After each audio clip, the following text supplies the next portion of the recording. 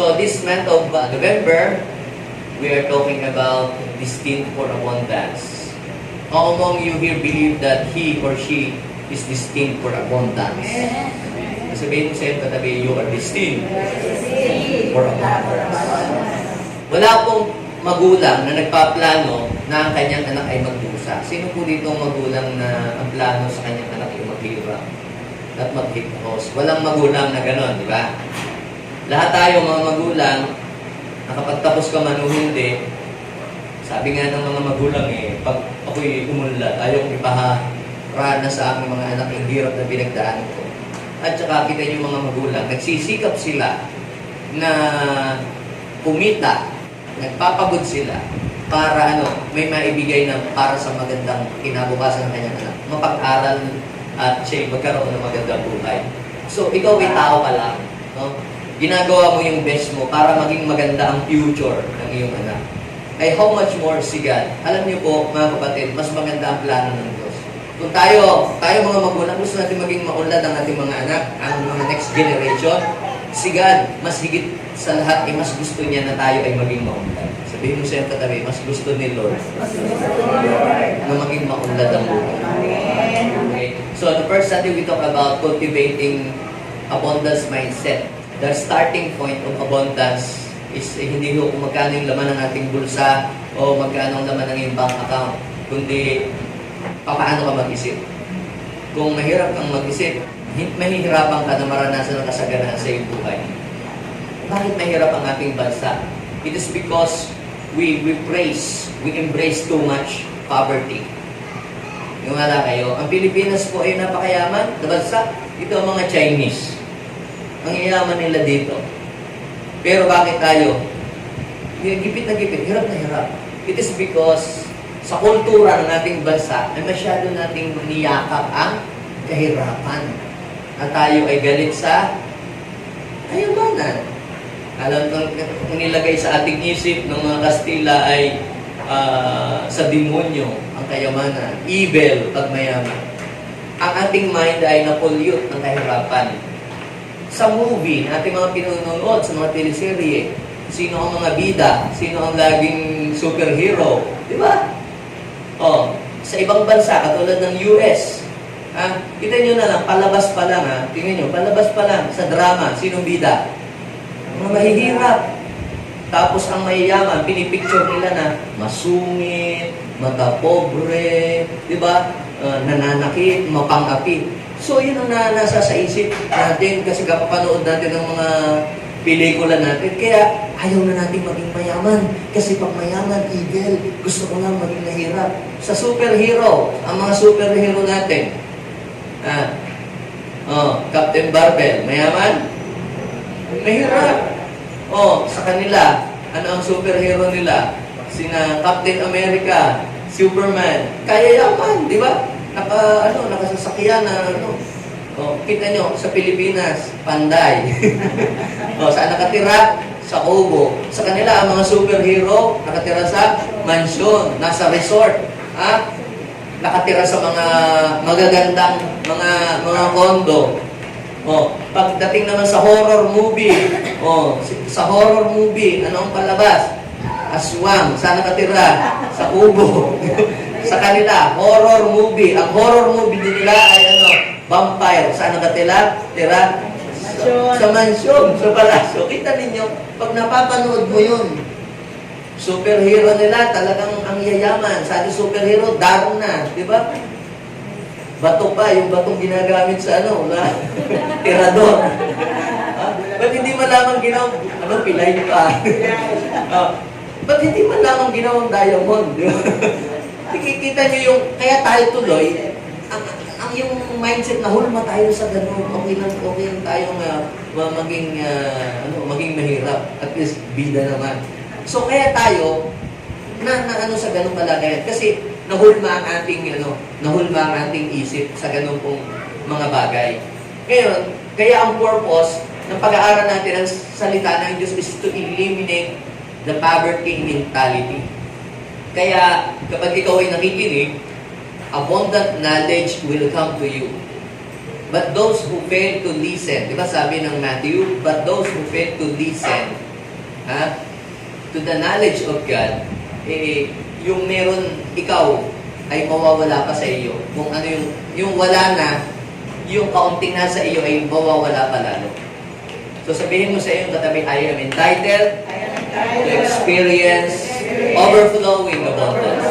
So para magkaroon tayo ng overflowing abundance, ano po yung sabi natin? So second part, we have to connect to the source. Who is the real source of abundance? God is the real source of abundance. Yung iba po, kay Satan sila kumukonek. Sila po ang kanya pong source. Kaya, kita nyo mga gumagawa ng mga illegal, gumagawa ng mga masama para lang umulad ang buhay, hindi si God ang kanilang source. Kung si Lord ang iyong source, hindi ka mandadaya. Hindi mo kinakailan gumawa ng panluloko para umulad ang iyong buhay. Just do the right thing, just do the right way, at ang kasaganan ay dadali sa iyo. Connect ka lang kay Lord. Sabihin mo sa iyong katabi, just connect to the real source of abundance. Yung makilala natin at acknowledge natin na si God ang pinagmumula ng lahat ng bagay na kailangan natin is not enough. We have to build a pipeline of abundance to flow in our lives. Kaya, there is a big difference between the rain type of blessing and river type of blessing. Anong blessing ang dumarating sa iyo? Is it the rain type of blessing or river type of blessing? Yung kaya ka lang nagkakameron kasi may umuwing galing abroad, may nagbigay sa iyo ng tsokolate o package, and right after that, wala nang kasunod. Bumahan ng konti, may nagbigay ng kahon na may nakatatak na DSWD, tapos wala nang kasunod. Yung paminsan-minsan lang ba? Ang ulan, dumarating paminsan-minsan, minsan malakas ang buhos, minsan walang ulan. Yung may dumating kang pinsang nag-abroad na abutan ka ng dollar o lapad o ringgit, tapos wala nang kasunod. It's a rain type of blessing. Pero yung river type of blessing, yung araw-araw may dumadating sa iyo. Tuloy-tuloy. May ulan o wala. Tag-init o wala, may dumadating. So kung ikaw ay may trabaho, you have a pipeline. Kung wala kang trabaho, paano papadaluyin ng Diyos sa iyo ang blessing?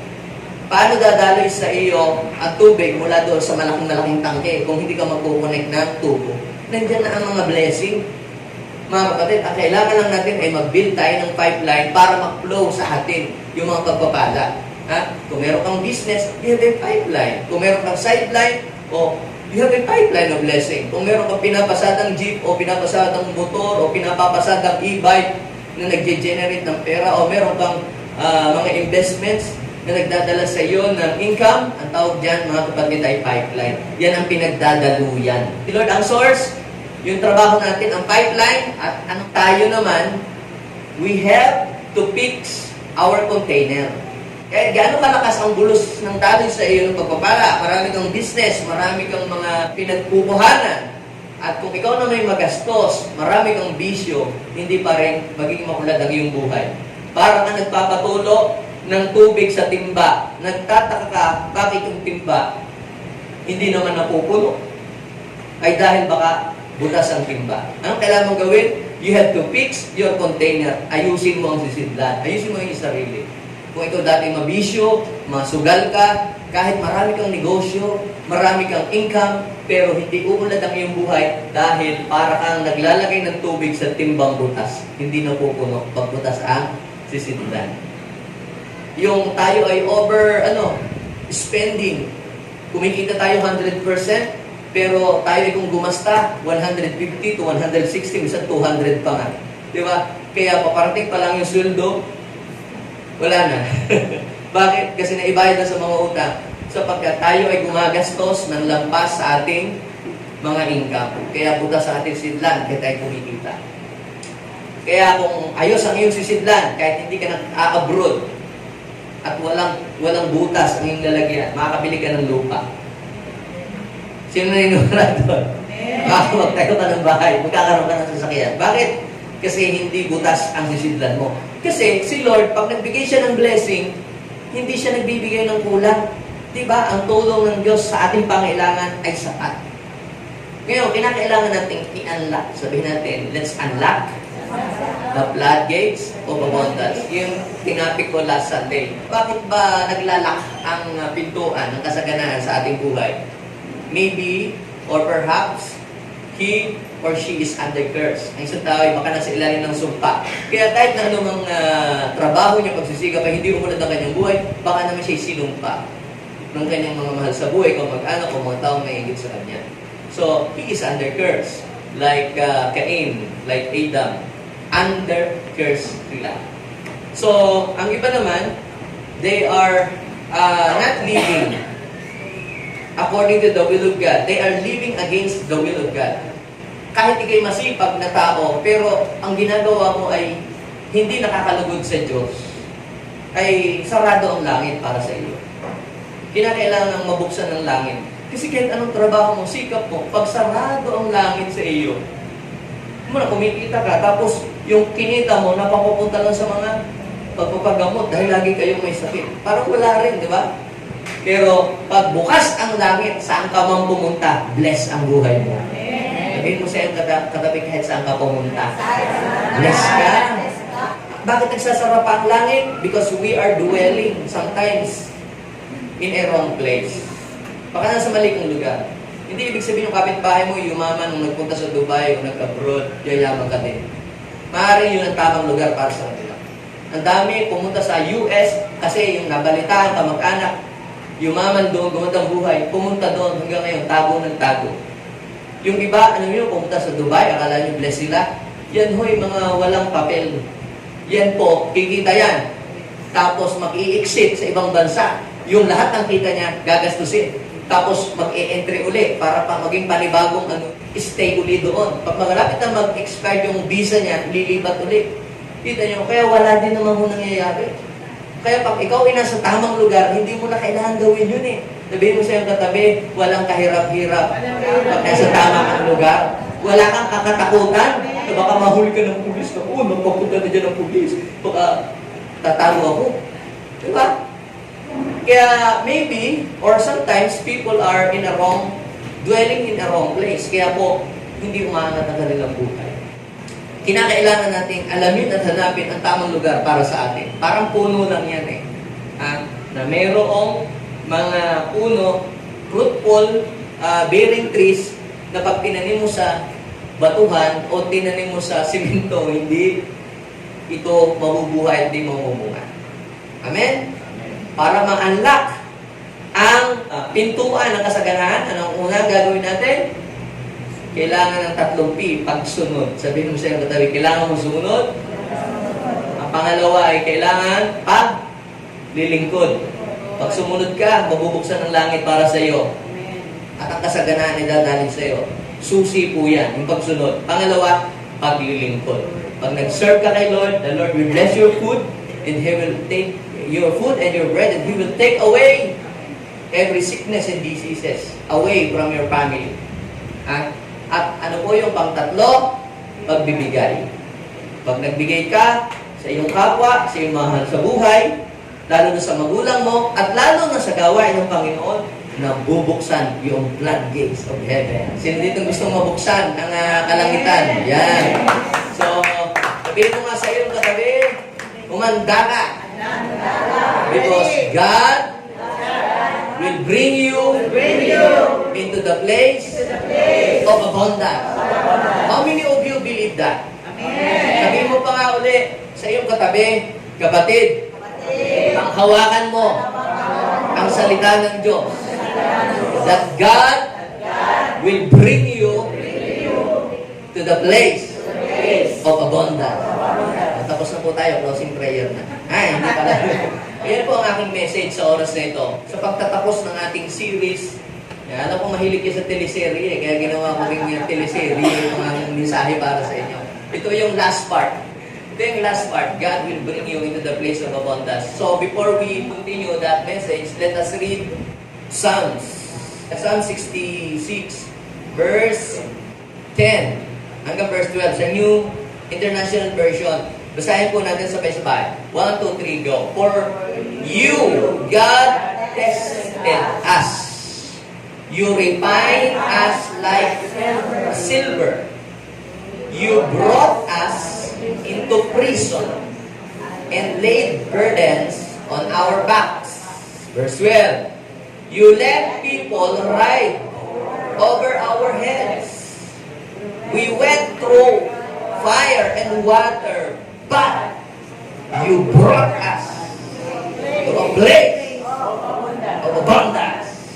Sabihin mo sa iyong katabi, kung nakakaranas ka ng pagsubok, nakakaranas ka ng kagipitan, nakakaranas ka ng maraming problema, nakakaranas ka ng nagkakautang, di ba?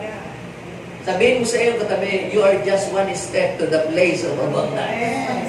Now, itong story na to, kapag binasa niyo po ang Psalms chapter 66, 10 and 12 to the following verses, yan po ay testimony ng nangyari sa bansang Israel. Noong pong panahong sila ay nasa ilalim ng kapangyarihan ng Pharaoh, nasa Egypt. Imagine, katrabaho po sila, niloloko sila, hindi binibigay ang kanilang sahod. Tapos, inaalipin sila. Ang hirap po ng trabaho po nila doon, pero hindi worth yung sahod. Parang below minimum ang kanila pong kita. Doble hirap, triple hirap, pero napakaliit po ng kanilang kita. Tapos, hinohold pa yung kanila pong sweldo. Ang hirap po ng kanila pong kalagayan doon. Pinapahirapan po sila. Para po silang mga slave sa Egypt. At sila po ay nag-praise kay Lord. Nag-pray. Pag nagpe-pray ka pala, nabubuksan din ang langit. Ito yung pang-apat na P. Panalangin. Nung nanalangin si Jesus, nabuksan ang langit. Nung nanalangin si Elijah, nabuksan ng langit. Nag-pray ang mga Israelites during that time kasi hirap na hirap sila sa buhay nila. So, hindi yung talagang hirap na hirap sa buhay. Yung parang dumadaan kayo sa kahirapan. You have to pray. Kailangang mahawi muna yung veil of darkness sa iyong ulo na.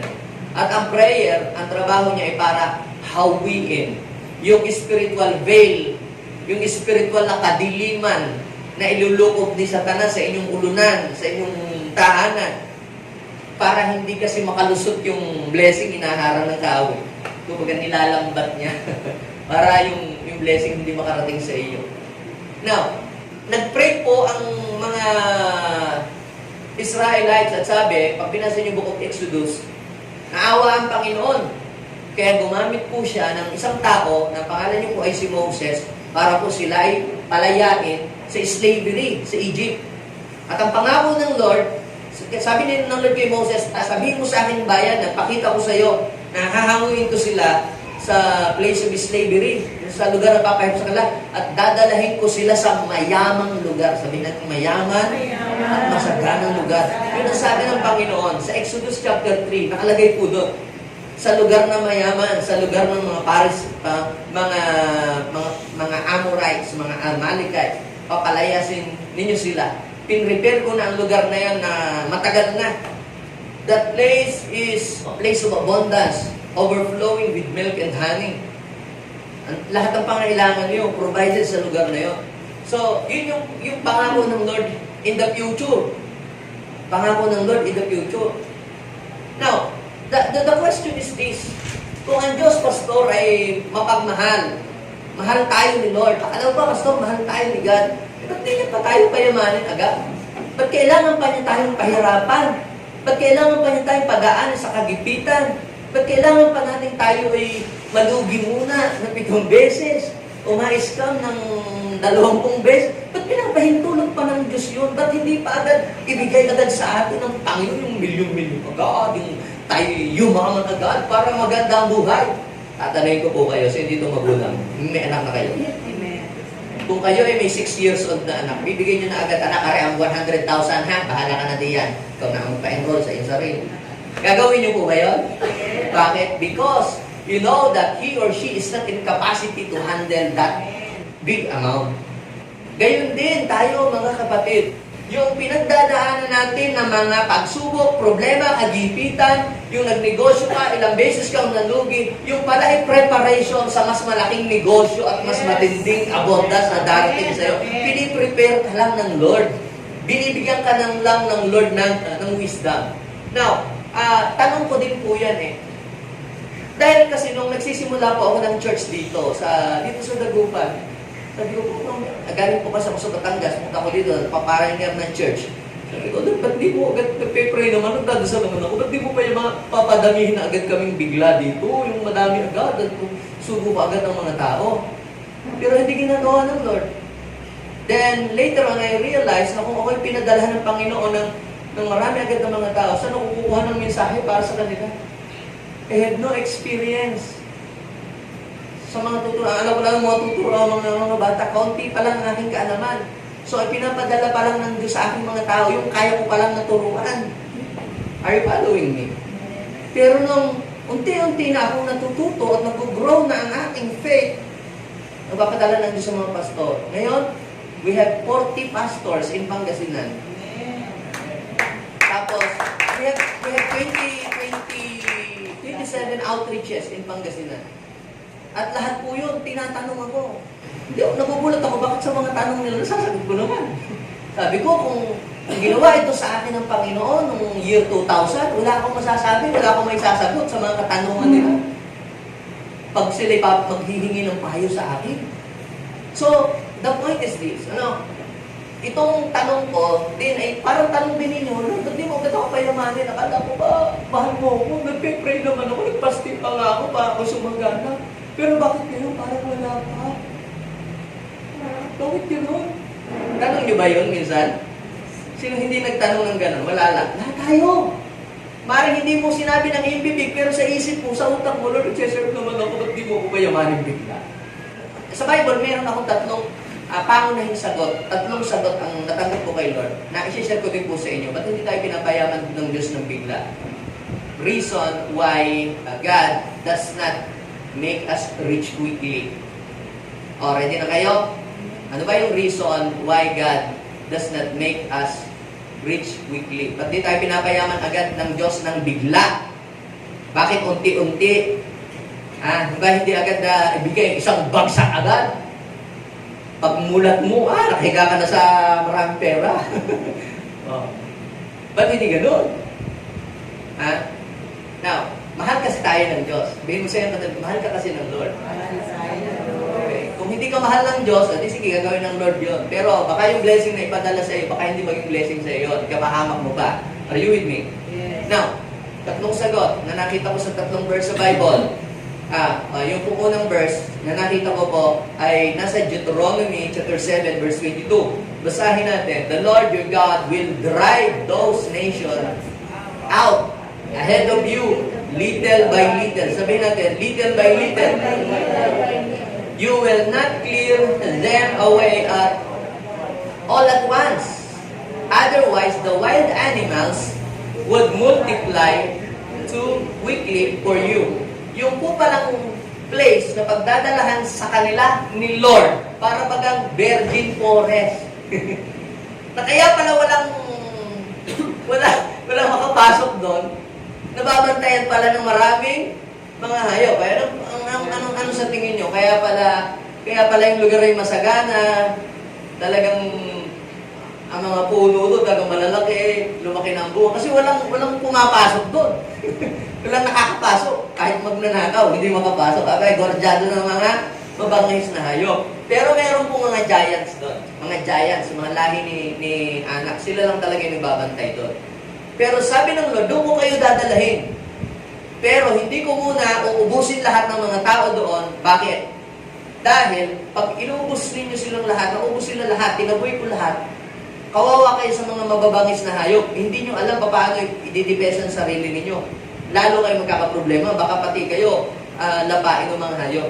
Kaya, dadalahin ko kayo doon, unti-unti kong aalisin yung mga harang, mga barriers, hanggang sa kayo ay makarating doon. Now, what is the point? The point here, ang nakita ko dito, ito po yan eh. Number one, great abundance comes with great responsibility. Parang parang Batman. Great Spider-Man. Great power comes with great responsibility. Di ba ganun din naman talaga yun? Paglaki ng kayamanan, paglaki ng pinangangasiwan, paglaki din ng pananagutan mo na ipagsusulit mo sa Diyos. Mas kaunti ang kabuhayan, kaunti lang ang imamanage mo. Kaunti lang ang iisipin mo. Kaya iba, Ayaw na nilang maghangad na maging maunlad kasi ayaw nilang responsibilidad. Ayaw nilang palakihin ang kanilang negosyo hanggang sari-sari store lang. Ayaw nilang gawing grocery department. Papasok pa ako, mag-BBIR pa ako. Naku, marami pang kukuhanin. I-register ko pa sa SEC. Kung gagawin ko kung corporation. Naku, pupunta ko sa BIR. Gagawa pa ako ng mga books, mga accountant books na ganyan. Ayaw ko ng ganyan.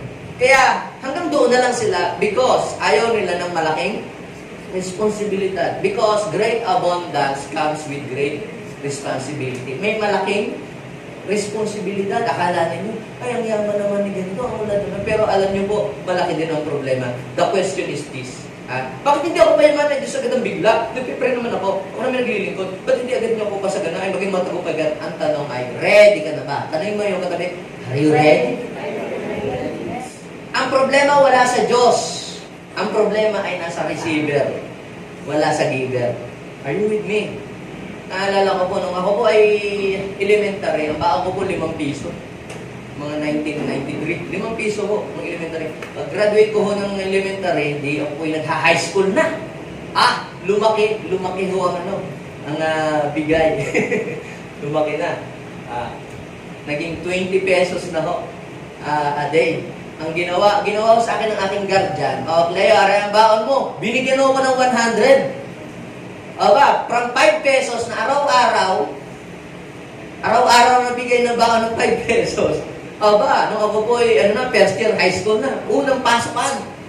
Bigay agad, Cleo, aray ang 100. Baon mo na yan for 1 week. Alam ninyo ho, isang araw pa lamang, hawak-hawak ko yung 100, ubus na. May kantin ho doon sa doon sa katabi ng aming school. Alam niyo ba yung mga sa school niyo, may mga nagkakantin-kantin. Ay yung mga, papalibre, yan. Monday pa lamang po. Wala na. Kaya yung Tuesday, Wednesday, to Friday, fasting na. Nga. Titingin-tingin na lang ako doon sa mga kumakain. Do you get the point? Bakit? Kasi hindi pa ako sanay maghawak ng ganun. Nung time mo, 1993, parang napakalaki na nun eh. Yung 100, parang 1,000 ng katumbas sa panahon nito. Parang ako'y nalula nung naghawak ng ganun. Saan napunta yun? Ubos. Kung merong one day millionaire, ako, Monday millionaire.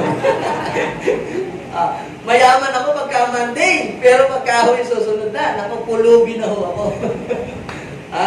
So kaya mga kapatid, great abundance comes with great responsibility. Kaya hindi tayo agad pinayayamang bigla ng Diyos. Hindi dahil ayaw ng Diyos na maging maunlad ka, kundi ayaw ng Diyos magka-problema ka.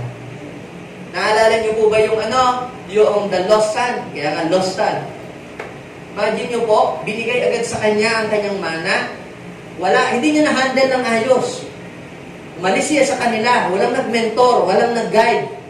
Sabi po ng Bible, inubos niya sa bisyo yung kanyang kayamanan.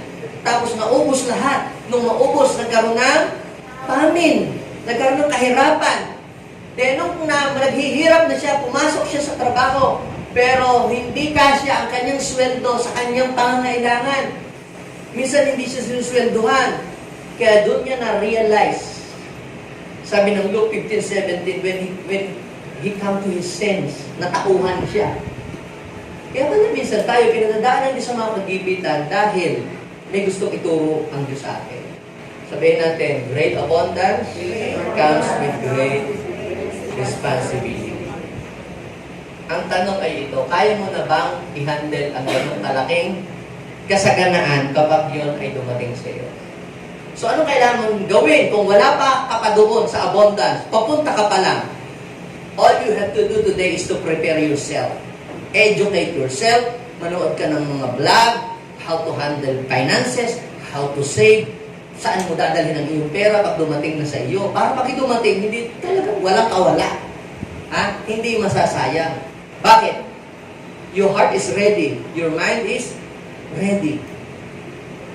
So, another scripture na nakita ko po, na nagbigay sa akin ng kasagutan, doon sa aking tanong na, why, if God loves you and I, why God does not make us rich quickly? Pangalawa po, the verse.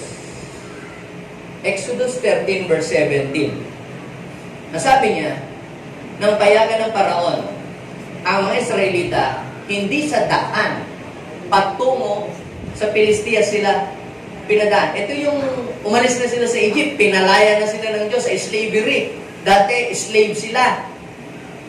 Pero, anong nangyari? Pinalaya sila ng Diyos. So, nung makalabas sila, meron palang daang malapit. Pero, hindi daw po sila doon pinadaan. Hindi sa daang pinaraan sa Pilistea. Bagaman daw po, at yun ang pinakamalapit. Anong sabi? Ayaw niya, ang mga Israelita ay mapasubo agad sa labanan. Baka magbago pa sila ng isip at magbalik sa Egypt. So, yan po yung mga reason. Ba't hindi tayo agad binibigla ng Diyos ng tahumpay? Agad bigla. Di ba? Instant abundance dapat bigla. Hindi natin naiintindihan na alam ng Lord na mas mapanganib ang buhay natin kung bigla niya tayong papasaganain. So, pangalawang lesson na nakita ko, mga kapatid, there is no shortcut in real abundance. Sabihin natin, real abundance. Ano ang hindi real abundance? Yung hindi real abundance, yung yumaman ka lang sa hindi tamang paraan. That is not real abundance. Diba? Yumaman ka dahil nanggancho ka, nang-scam ka. Yumaman ka. Gumawa ng illegal. That is not real abundance. At magtayo ka ng pogo, yung nagtitinda ng pogo na balot. Abundance. Pero, hindi siya real abundance. Ano ba ang real abundance? You have peace of mind.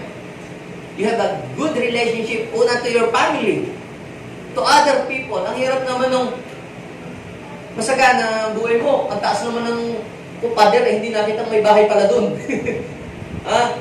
Lahat gordyado. Takot ka lumabas. Parang hindi ka malaya. Ang abundance, mga di lang yung marami kang pera. When we say abundance, una, meron kang maayos na relasyon sa Diyos. Amen? Pangalawa, maayos ang relasyon mo sa iyong mga mahal sa buhay. Pero ba kayo nakita ko, ang ganda na, ang ulat-ulat ng buhay, maraming mga sasakyan, malalaki mga bahay, pero hiwalay ang mag-asawa. Ang mga anak, adik, ang mga anak, public enemy number 1. Abundance ba yun? Hindi yun ang real abundance. Dahil ang real abundance, habang umuulat ka, lalo kang nai-inlove kay Lord. Amen? Ang real abundance, wow! Nagseserve ka kay Lord, kayong pamilya, nag-worship kay Lord. Yun ang totoong abundance.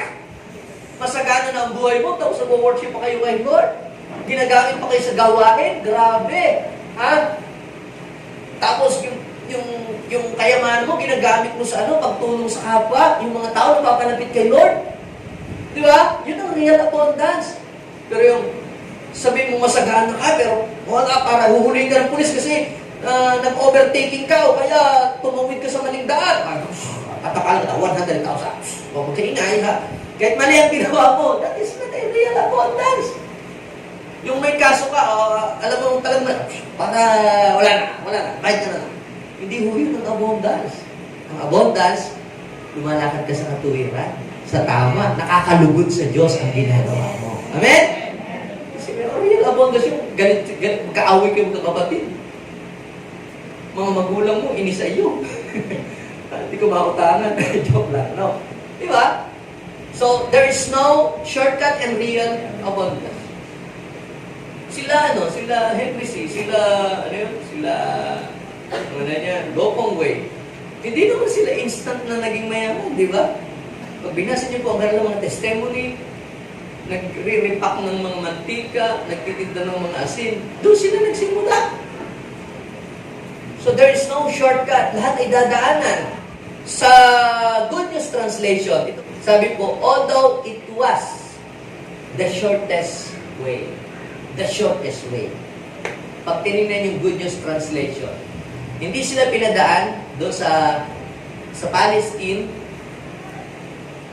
even though that way is a shortest way. Pwede palang gawin ng Diyos yun. Bigyan ka lang ng numero. Ariana, mananalo bukas. 5, 6, 9. Bumita tayo. Ba't hindi gawin ng Diyos yun? Ba't di gawin ng Diyos na sa ating lahat ng yun para ano? Bayad ng utang. Ba't di ginagawa ng Diyos yun? Because there is no shortcut in real abundance. Meron namang pong shortest way. Kaya lamang, it will not last. May shortest way. Hindi ko sinasabing, wala namang shortcut sa abundance. Meron, di ba? Oh, yung pinamanahan ka ng iyong lolo, nakabinta kayo ng 100 hectare, di ba? Kaya lang, binigyan ng lupa, binenta ng ibinenta. Wala nangyari. So, yung real abundance takes time. It takes time.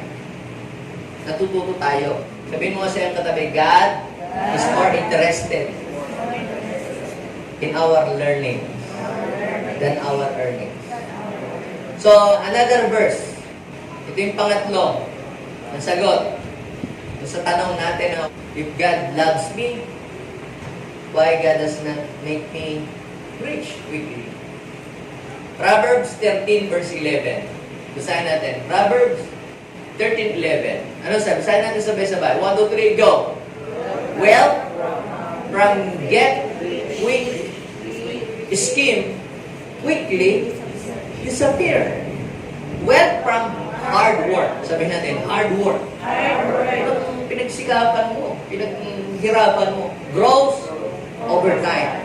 Ibig sabihin, real abundance takes time. So ito yung pangatlong lesson. Get rich quickly disappears. Yung biglang pagyaman, bigla ding ubos. Sige, mahal ba? Nanalo ka sa sugal. Biglang ubos din. Sa dami ka naman nagpabalato buong barangay. Hindi naman nagbigay ng pantaya. Di ba ganun? Majority ng mga tumama sa loto, i-research ninyo po yan doon sa mga nag-google yan, nare-research sa Google, tumama ng billion, kahit mga mga taga-ibang lahi, $1 billion. Sa Pilipinas, ganun din. Majority ng mga tumama sa loto, they became poor. Nagkaroon pa po sila ng mga kaso. At ang iba po, mga kapatid, ay na-abuse nila ang kanila pong sarili, lalo sila nagkasakit. May iba namang sa dami nilang pera, araw-araw na lang, inuman. Eh, ang mga pulutan pa na yung mga high cholesterol. At saka mga, kasi marami po. Wala pang isang buwan ngayon. Na high blood na stroke, ay patay. Ang point doon, baka hindi mo makontain. Baka hindi mo makontain yung pagbinigla ng Panginoon. At malunod ka, lalo kang mamatay. Kaya, sabihin mo sa iyong katabi, pasalamat tayo. Unti-unti tayong pinasasaganan.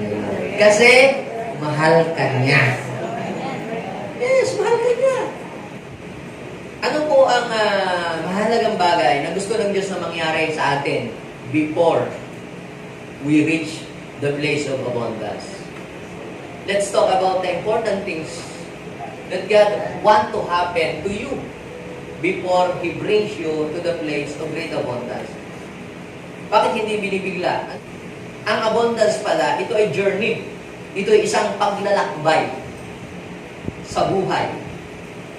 Isang paglalakbay.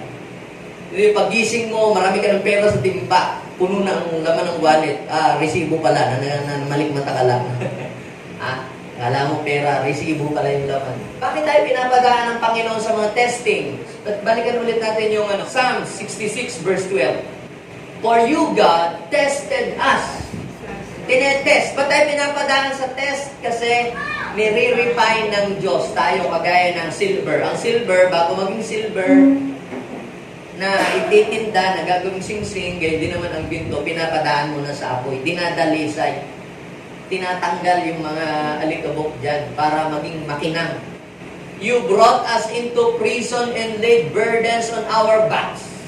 Ang dami nating mga nabalitang naging maunlad. Dating janitor dati, di ba? Nagtitinda lang sa palengke, taga-tulak ng karton, hanggang sa little by little na pag-aralan nilang magpatakbo ng negosyo, then little by little na pag-aralan nilang maghawak ng mga tao, then little by little nag-branch out sila na kung saan-saan, then unti-unti. Kaya alam na nila, kahit tulog sila, alam nilang patakbuhin ang kanilang business sapagkat unti-unti nilang natutunan ang lahat ng mga bagay na yun. Natuto sila sa kanilang karanasan. So, sabi po doon, you brought us into prison and laid burdens on our back. Grabing hirap, ano? You let people ride over our heads. Nasubukan nyo na ba na yung hinabol kayo ng pagkakautangan na tinatakot kayo pag hindi ka nagbayad, ipapakulong kita. Hindi ka naman tago ka ng tago. Pag mayroong motor na naandar, mamaniningin, sabi mo, wala ako dito. Sabi ng Gumbay, sabi ng bata, wala daw po dito, walang tao. Walang tao. Bakit maraming tsinela sa labas pinto ng bahay? Walang tao. Pero maraming tsinelas. Andar TV. Wala daw tao. So nasubukan niyo na po ba yung gano'n? Na nagigipit ka, talagang pagsalitaan ka, alimurain ka ng mga tao dahil sa pinagdadaanan mong mga gano'ng bagay. Hindi yung pinakakapalang ng Diyos ang imo ka, pinatatatak ka lang ng Lord. Sabihin mo sa iyo, katabi, may tinuturo lang pala siya. Nasubukan niyo na yun, pinatitibay ka ng Lord. Kinakaso ka, tinatakot ka, para ma-overcome mo pala yun. Para kumapal ka, para hindi ka na matatakot pag naroon ka na sa lugar ng kasagaran. Matapang ka na. Bakit? Music na sa akin, hinahabol na ako ng alam ko na tumago. Sinasanay ka ng Lord para pag nandun ka na sa place of abundance, hindi ka na kayang sindakin. Sabihin siya, hindi ka na kayang takutin. Bakit? Malakas na loob mo. Matapang ka na. Meron ka ng tapang. So you let people ride our backs. We went through the fire and water. Talagang pagsubok ko yan. Kita nyo, yung mga ginagawang itak, yan ay molye. Alam niyo yung molye? Yung inihanda sa Christmas, yung gelatin. Yung molye ho, yun yung matigas na bakal sa ilalim ng truck. Yan o yung inilalagay sa apoy. Anong purpose po nung inaapoy yan? Para lumungkot. Pinapadaan sa tubig para luminis. Ha? Pero, sabihin mo sa iyo katabi, matatapos din yun. Sabihin mo sa iyo katabi, hindi habang panahon nasa sufferings tayo. Hindi habang panahon naghihirap ka. Hindi habang panahon may pinagdadaanan kang kagipitan. Hindi habang panahon tago ka ng tago at naghahanap ng mga tanga. Sabihin mo sa iyo katabi, mababaligtad na ang sitwasyon mula ngayon.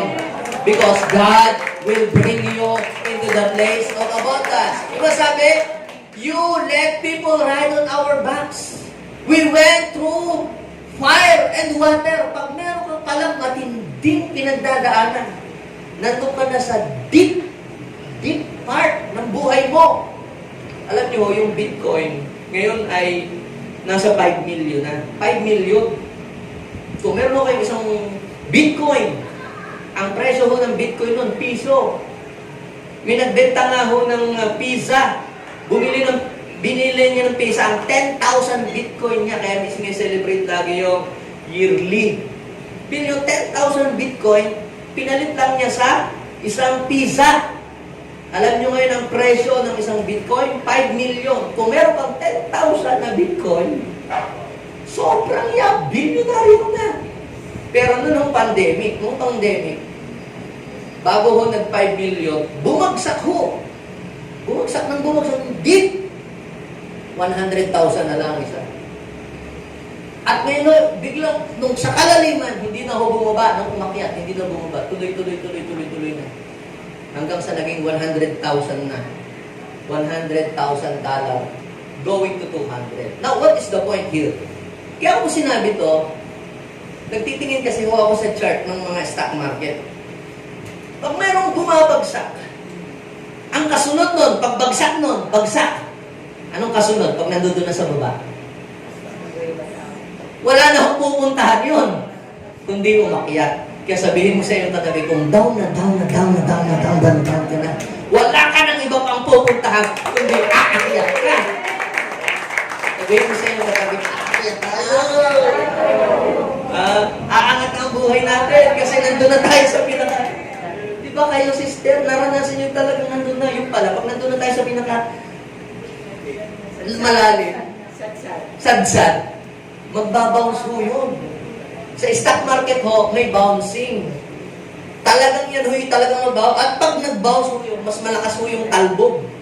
Mas mabilis ang pag-angat. Sabihin ko sa iyo katabi, pag may problema at pagsubok, mas magiging mabilis ang iyong pag-angat. Bakit? Kasi yung pagsubok at problema, magiging tungtungan mo yun para umangat ang buhay.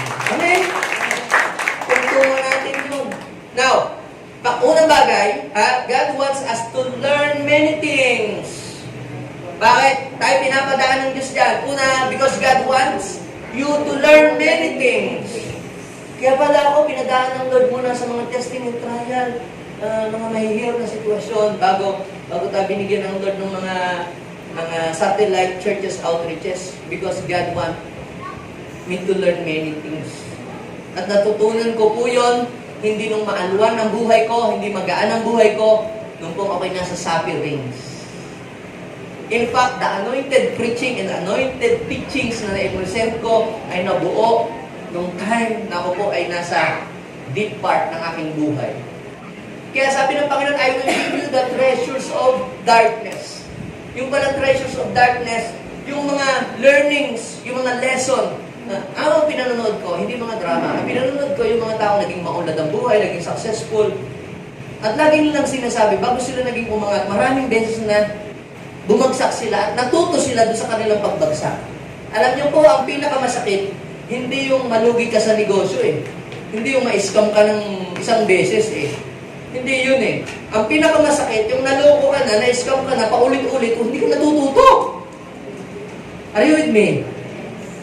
Pero kung ikaw ay nagnegosyo, nalugi, huwag kang ma-discourage. Sabihin mo sa iyong katabi, tuition fee mo lamang yun. Yung nalugi ka, tuition fee mo lang yun. Para matutunan mo ang tamang timpla. Ang tamang halo. At pag yun ay na-discover mo, doon magsisimula ang pag-angat ng iyong buhay. Dahil natuto ka sa iyong mga pagkakamali, God wants you to learn many things. Kung binasa niyo po, hindi ko na ilalagay po yung mga verse kasi sobra pong haba. Just read for yourself yung Genesis chapter 40 hanggang 45. Yung kwento po ni Joseph. Si Joseph, pinakitaan ng Lord ng dreams na siya iuunlad ng kanyang buhay. Pero hindi mo yun naging instant. Napakatagal ng panahon bago nangyari yun. 17 years old po, nung pinakita sa kanya ng Diyos, yung plano ng Diyos para sa kanyang buhay. Pero alam niyo kung kailan na-fulfill? Nung 30 years old siya. Nung 30 years old na siya. So, ano ang apat na P na kanyang pinagdaanan bago niya narating yung place of abundance niya sa kanyang buhay? Una po, yung na P ay yung pit, hukay. Dati siya po ay nung nasa piling siya ng tatay niya, sumbungero, daldalero. Pagkakakita ng mga dreams, akala mo siya lang yung nakatanggap ng ganung dreams. Di ba, minsan ganun, akala natin yung ating revelation, kung nakatanggap tayo ng revelation, tayo na yung pinakamagaling na pinakamagandang revelation sa lahat. Huwag naman ganun. Minsan, nagiging proud tayo, nagiging mayabang, akala natin, kasi tayo lang yung pinakabanal sa lahat ng tao sa JA1. Hindi naman ganun. Hindi ibig sabihin, kinausap ka ng Diyos, ikaw ang pinakamabait sa lahat ng tao. Hindi naman ganun. Para bang ganun ang nangyayari, parang lumalaki ng ulo niya, naging spoiled siya. So, pagka ganun, hindi ka magagamit ng Panginoon sa malawakang gawain. So, kinakailangan mahambol yung kanyang karakter kasi nayabang siya. Spoiled son siya. So, anong ginawa po? Yung kanyang mga kapatid na hate sa kanya, siya po'y sinaktan at itinapon po sa saan? Sa pit, sa hukay. Hinubaran po siya, hinubaran. Yung garment na tinahi sa kanya, inalis, hinubad. Kita nyo? 3 beses din mo siyang nahubadan doon. So, pagkatapos doon, inalis siya doon. Akala niya tapos na, naalis na siya, nahango na. Ibinenta siya sa mga Ismaelites. Pagdating sa Egypt, binenta naman siya sa palengke para maging slave. Binili naman siya ni Potiphar para gawing katulong. Ano yung pagkakatulong kayo? Binili kayo. Wala na kayong kapangyarihan sa sarili ninyo. Pag-aari na kayo nung bumili sa inyo. Now, saan siya yung pangalawang P? Potiphar's house. At nung pong siya naandoon, sabi, hindi siya hiniwalayan ng Diyos. Nung siya naandoon, pinagpala ng Diyos ang lahat ng kanyang mga pinapangasiwaan.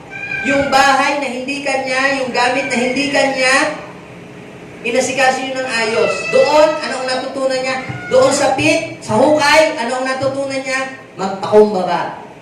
Doon sa pangalawang P, sa Potiphar's house, natutunan niyang mag-manage sa mga kayamanang hindi kanya.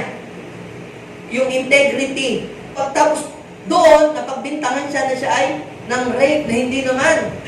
Kaya siya po ay napapunta sa tatlong P. Ano ang hinubad sa kanya? Nung siya sa pit, yung damit ng kayabangan. Pride. Noon naman siya nasa Potiphar's house, nahubaran din siya. Ano naman yun? Lust of the flesh. Ang tatlong P, prison. From Potiphar's house, napunta sa prison. Ano naman ang aral na gusto ng Diyos na matutunan ni Joseph doon? How to manage people. How to lead people. At hindi ho mga taong matitino ang kanyang hinahandle doon. Puti na yun, kung ikaw ay leader ng church, mababait pa ang tao sa church, no? Pero kung mga bilanggo, leader ka ng mga bilanggo, papasunod mo mga sige-sige, Sputnik, mga gang doon sa loob. Pero sabi, napabait niya lahat yun, napasunod niya lahat. Ibig sabihin, he learned how to handle difficult people. Ang pinakamahirap pong pasunodin yung mga bilanggo. Tinuruan siya ng leadership. Paano i-handle yung mga taong may ganong klase ng pag-iisip. At pag yun napatino mo, magaling kang leader. Yun ang natutunan niya. Then, pagkagaling niya sa prison, anong kasunod na P? Palas. At hinubad sa kanya. Hinubaran uli siya. Anong hinubad sa kanya? Yung slavery. Poverty mentality. As hinubad sa kanya yun, binihisa siya ng royal rule. Sabihin mo sa iyong katabi, pag may hinubad si Lord sa iyo, may ipapalit si Lord na mas matindi. At siya doon sa palas, dinamitan, siya ikinuwentasan, at siya po ay pinarangalan sa lugar na yon. Kaya kung ikaw ay dumadaan doon sa learning and testing, sabihin mo sa iyong katabi, malapit-lapit ka na doon sa lugar na inahanda sa iyo. Amen? Are you excited? Palapakan natin si Lord. Now, pangatlong bagay na gusto ng Diyos na mangyari sa atin, pangalawa, God wants you to be humble. Gusto ng Diyos pala na i-humble ka. Tulungan tayo magpakumbaba. Na hindi tayo magiging mayabang, na para bang pabila tayo ay magmamalaki na sa kung ano yung meron tayo. Deuteronomy chapter 8, verse 16 to 18. Basahin natin. Kayo'y pinakain niya roon ng mana, isang pagkain hindi ninyo kilala. Pinakain niya kayo ng mana, isang pagkain hindi ninyo kilala. Pinaranas niya kayo ng hirap para kayo subukin at turuang magpakumbaba ang lahat ng iyo'y sa ikabubuti ninyo.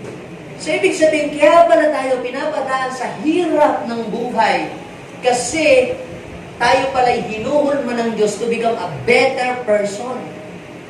Sabi nga ng mga iba, pag ako'y umasenso lang ang buhay at gumanda, nako, hindi ko ipaparanas kahit nakatitig na pinagdaanan kong hirap sa aking mga anak.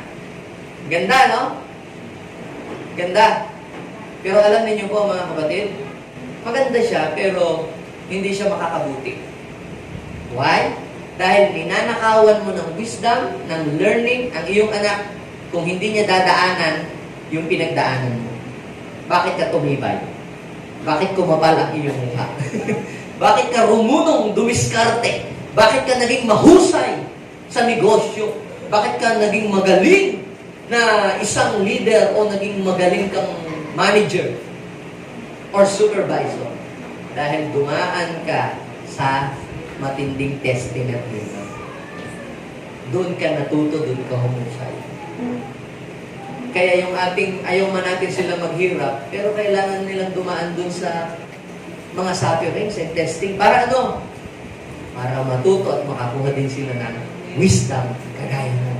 Sabi doon, turo ang magpakumbaba at lahat ng iyan ay sa ikabubuti nila. Di ba? O, yung anak natin ayaw naman natin paglabahin, may washing machine naman. Marami nang pwede mong katulog, pero ba't mo pinaglalaba? Ba't mo pinaghuhugas? Ba't mo pinagluluto? Ibig sabihin, para matutunan niya ang lahat ng bagay na yun. Amen? So, God is more interested in our learning than our earnings. You must be humble. Pag maging maunlad ka na, nagiging maunlad ang iyong buhay, the more na pinauunlad ng Diyos ang iyong buhay, the more na ikaw ay magiging humble. At ang itinataas mo lamang ngayon Diyos sa iyong buhay. Sabi doon ay, verse 17, kaya huwag ninyong, ano daw? Iisipin na ang kayamanan ninyo ay bunga ng sarili ninyo. Kaya naman ako naging maunlad na ganito kung hindi man ako magaling dumiskarte. Maaabot ba naman natin? Pagyayabang na po yun, pagmamalaki na po yun. And pride goes before all. Verse 18, basahin natin. Go! Subalit, alalahanin ninyo si Yahweh na ang inyong Diyos ang nagbibigay sa inyo ng lakas upang yumaman kayo. Ginagawa niya lang yun bilang pagtupad niya sa kanyang pangako sa inyong mga ninuno. Naawa lang ang Diyos sa iyo. Sabihin mo sa iyong katabi, naawa lang si Lord sa iyo. Now, and last, so ulitin natin, ano yung bagay na gusto ng Diyos na mangyari sa atin? Bakit niya tayo pinapadaan muna sa mga testing, trials, yung nag-represent sa water and fire and difficulties? Because number one, God wants you or want me to learn many things. Pangalawa, God wants you to be humble. At ang pangatlo, God wants us to have the right motive for abundance. Bakit gusto mo maging maulad ang buhay? Para yung mga kapitbahay ko lumuwa ang mata pag meron akong third floor na bahay. Kala mo sila lang nakakabili ng susunod. Yan, ako rin! Ganun? Hindi kayo makakasakay. Ganun. Masama ang motibo mo. Mag-aasawa ko ng marami. Pag marami na akong pera. Mali ang iyong motibo. So, God wants us to have the right motive for abundance. Bakit mo gusto mong munlad? Is it for the glory of God? Or just to promote yourself? Para maging famous? O para apihin lang ang ibang tao? Si Jabez. Dati hirap po ang buhay niya. And he prayed to God. Jabez prayed to God. To the God of Israel. Sabi po ng 1 Chronicles chapter 4, verse 9 to 10. Siya ay hirap ang buhay niya dati. At sabi, Jabez was more honorable than his brothers. His mother had named him Jabez, saying, I gave birth to him in pain. Grabe yung pinagdaanan niya nung pinagbubuntis siya. Sino dito yung pagka nagle-labor talaga ang hirap na magbuntis? Ganon siguro ang mother niya, hindi makakain masyado.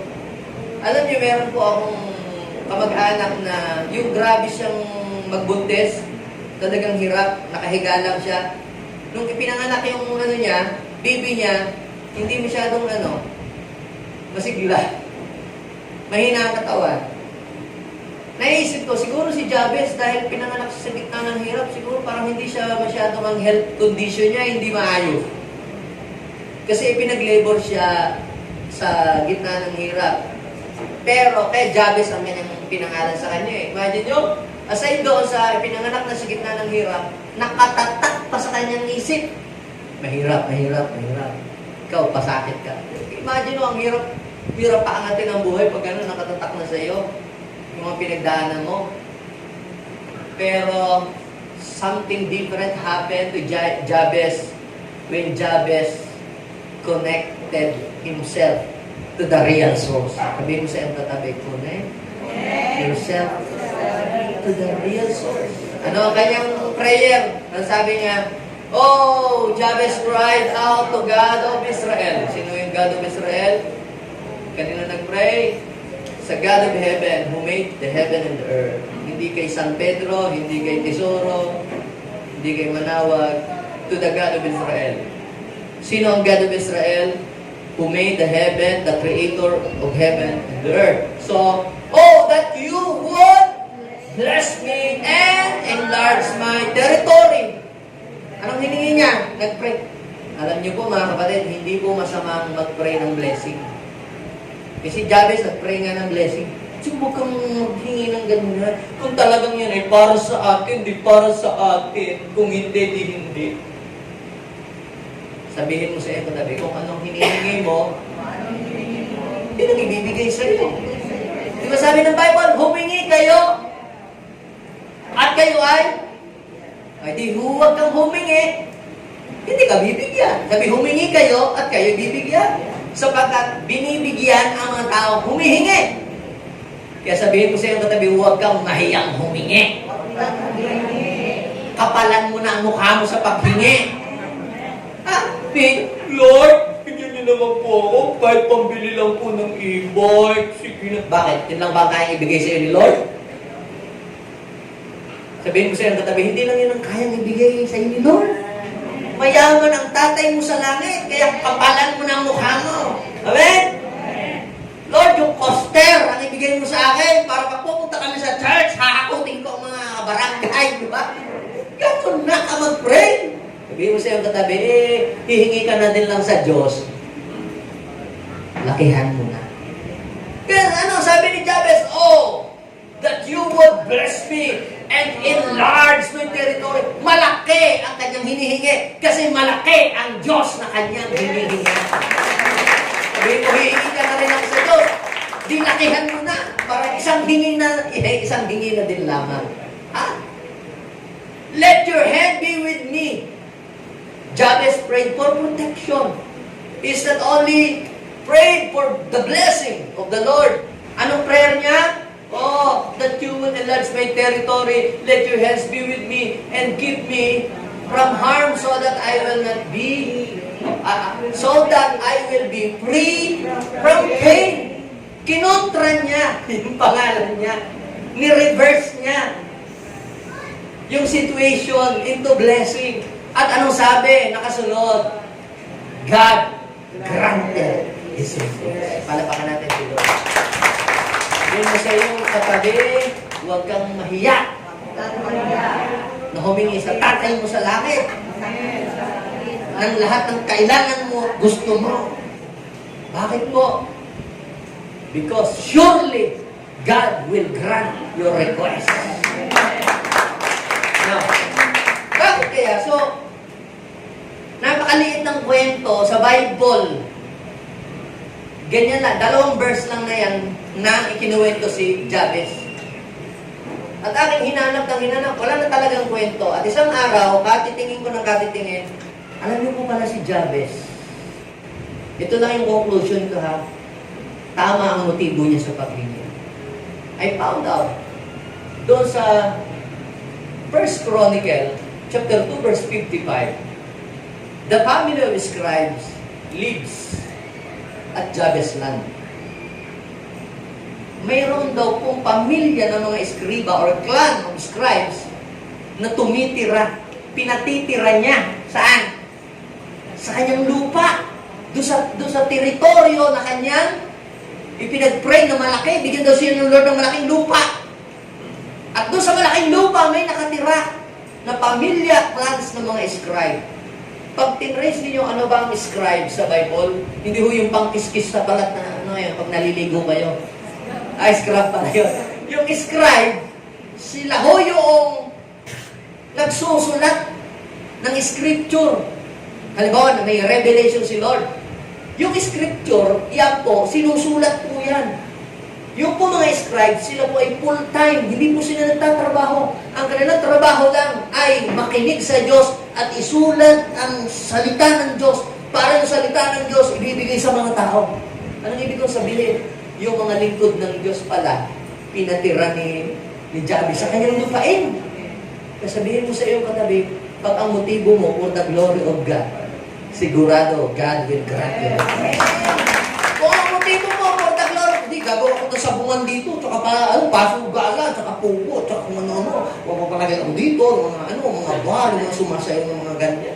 Nako, sabihin mo sa iyong katabi, kapahamakan yan. Kapamahamak lang mga tao pupunta sa lupa mo. And the Lord granted His request. Bakit? Tama ang motibo. Naniniwala kayo mga kapatid, hindi ka pa humihingi, nababasa na ng Lord kung ano ang motibo ng puso mo.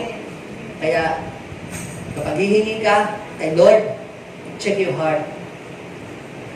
Is the motive of my heart is right? Then kung tama ang motibo, you have a boldness to ask God. Kung mali ang motibo, nakakahiya naman humingi sa Diyos. God looks at the heart pag humihingi tayo. So, now, the question is this. Before I end, are you ready to enter into the place of abundance? So, we have studied the cultivating abundance mindset, overflowing abundance, and the key to open, to unlock the floodgates of heaven. That the question is this. Sa mga narinig mong mensahe na na-receive kay Lord this month, ang tanong ay ito, are you ready to enter into the place of abundance? Amen. What is your answer? Amen. Kung amen, here are the important reminders for you. Basahin natin, mabilis lamang po yung verse na babasahin ko. Huwag natin itong makakalimutan. Okay? Deuteronomy chapter 6 verse 10. Basahin natin. 1, 2, 3, go! Sabihin mo sa iyong katabi, God will bring you into the place of abundance. Malapit na kayong dalahin ni Yahweh sa lupain, ipinangako niya sa inyong mga ninong Abraham, Isaac, Jacob, maninirahan kayo sa malalaki at magagandang lungsod na hindi kayo, imagine mo, try to imagine this. The place that God has been prepared for you. Imagine mo sa iyong isip na maganda yung paglalagyan sa iyo ng Lord. Amen? Titira kayo sa mga tahanang sagana sa lahat ng bagay. Ngunit hindi ninyo pinaghirapan.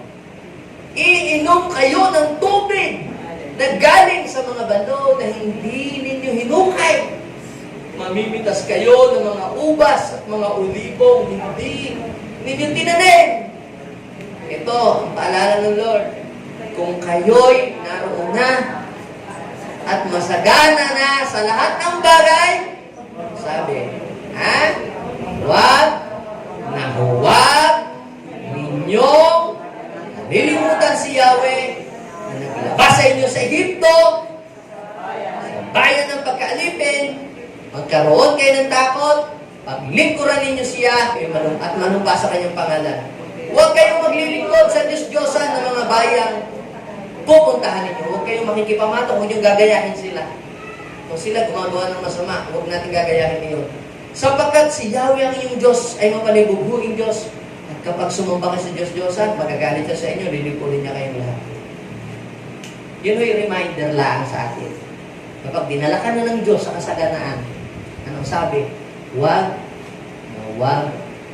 mong kalilimutan si Lord. Sabi mo sa iyo katabi, huwag mong kalilimutan si Lord. Meron nung na naginip siya. Pinasagana siya ng Panginoon. Di umunod ang kanyang buhay. Dati hirap. Ngayon, nung maunlad na siya, hindi na siya nakakapunta sa church. Dahil marami siyang mga babuyan, marami siyang mga manukan, marami siyang mga inaalagaan ng mga lupa. Nung pinupuntahan siya ng pastor, ang laging kanyang katuwiran ay walang magbabantay ng kanyang baboy, walang magbabantay ng kanyang mga lupay. Isang araw, siya ho ay nanaginip. At ang lahat po ng mga kasamahan niya sa church ay nasa langit na. At siya ho ay hindi mo pinapasok sa langit. sabi niya, nagtanong siya, Lord, ba't hindi niyo po ako papasukin? Ba't ayaw niyo ako pakiatin? Ba't sila ako pinakiat niyo sa langit? Ako hindi. Sabi ng Lord sa kanya, walang magbabantay ng iyong baboy. Walang magbabantay ng iyong mga baboy. Sabihin mo sa iyong katabi, huwag mong kakalimutan si Lord. Amen? Mas mahalaga ang blesser kaysa sa blessing. Amen? God will bring you into the place of abundance. Sa kabila naman, God will bring you into the place. Kailan yun? Kailan yun? Kailan? Tumayo ka sa oras na ito. Sabihin natin, malapit na. Ano mo nasabi? Kasi may pagsubok na ako nararanasan eh. Kasi dumadaan ako sa mga mga problema. Ibig sabihin niya. Di ba sabi? Dumaan sa fire and testing. But you brought us into the place of abundance. Sabihin mo sa iyong katabi, sunod na tayo.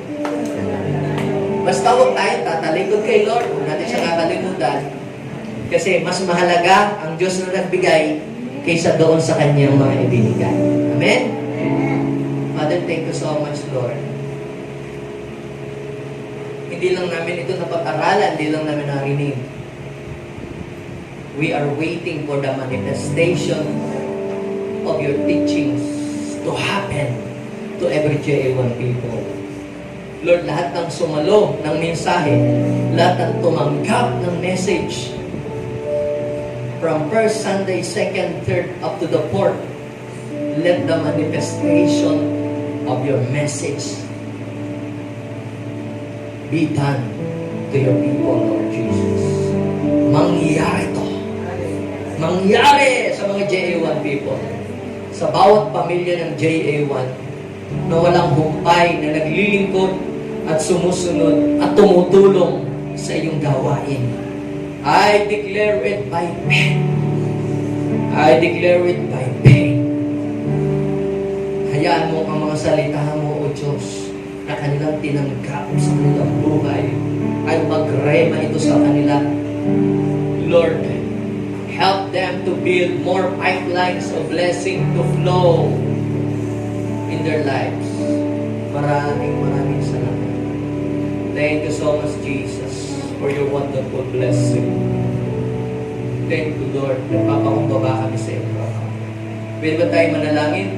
Ilagay natin ating kamay sa ating puso. Sumunod kayo sa panalangin ito na bibigkasin ko. Sabihin natin, Panginoong Jesus, maraming salamat po sa iyong napakagandang plano para sa buhay ko. Naniniwala ako na kayo po ay Diyos ng kasaganaan. At ayaw po ninyo ako na magdusa habang buhay. Nagpapasalamat ako dahil ikaw ay bumaba dito sa lupa upang ako'y tubusin at hanguin sa aking mga kasalanan.